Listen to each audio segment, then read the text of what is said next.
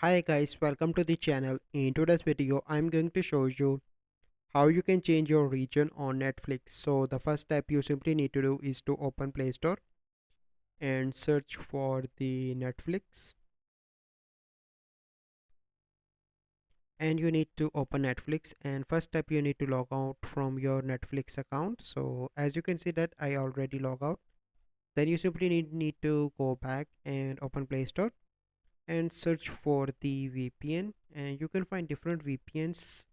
So here you can see that, but the best one that I use is, let me show you. So let me scroll again. So that is Hotspot Shield. So you simply need to download that from Play Store, and then you need to connect that, and once you connect it your location will be changed, and then you need to open Netflix and log in into your account. So this is the process. I hope you find this video helpful. If you find this video helpful, must like this video, subscribe to our YouTube channel for future videos. We'll see you in the next video. Thank you. Have a good day.